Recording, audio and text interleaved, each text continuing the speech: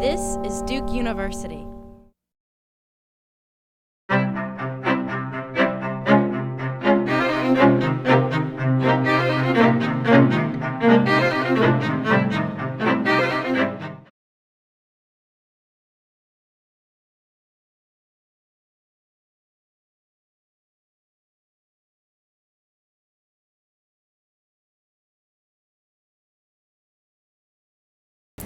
So my research focuses on a series of enclaves along the northern part of the India-Bangladesh border. These are actually sovereign pieces of India inside of Bangladesh and vice versa.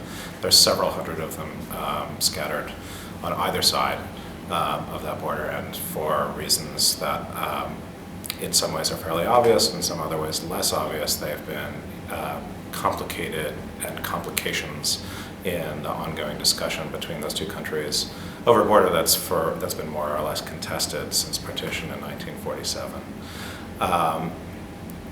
The focus of the research from a theoretical standpoint has been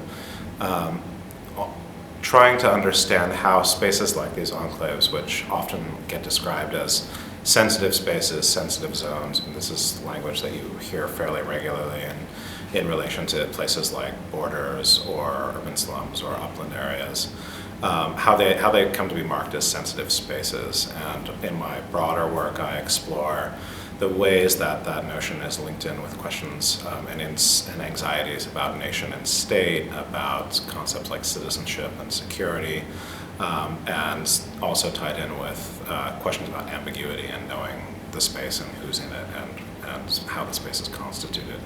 I got interested in this work I guess in 2002, after having learned about these spaces, which just seemed sort of crazy to me, through an academic journal article that I was reading at the time by Willem van Schendel.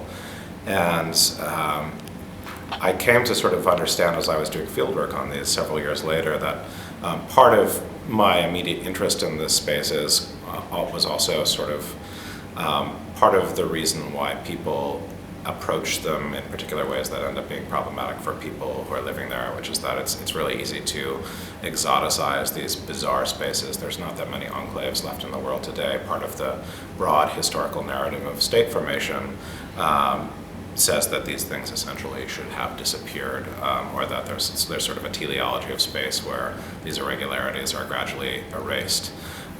And I think because of that, there's a tendency to exoticize the spaces themselves, and assume that what makes them sensitive is that there are these weird things that are blobs on either side of the border. But in fact, what makes these spaces sensitive is not that they're oddly territorially configured, but rather the ways that people encounter and engage with them, and the ways that they end up being signifiers for things like communal tensions between the two states.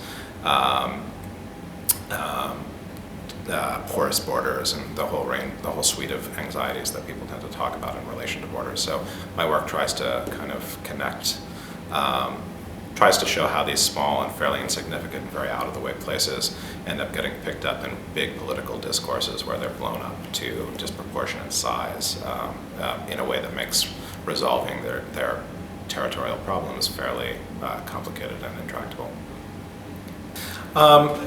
My work tries to challenge the naturalization of notions of borders and boundaries several different ways. One, it tries to understand from a historical standpoint the way that borders come to have import and a social life of their own. In some sense, borders are political imaginaries.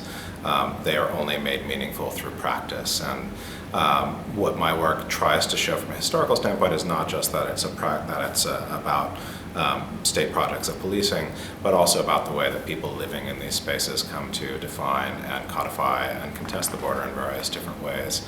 From an ethnographic standpoint, in a more contemporary moment, what I try and show is the ways that various different projects that assume the naturalness of the border are actually in place to formalize it and sort of codify the notion of borders, actually are reworked on the ground and complicated by people who have to navigate these political imaginaries on a daily basis, often in very unstable and dangerous and violent contexts.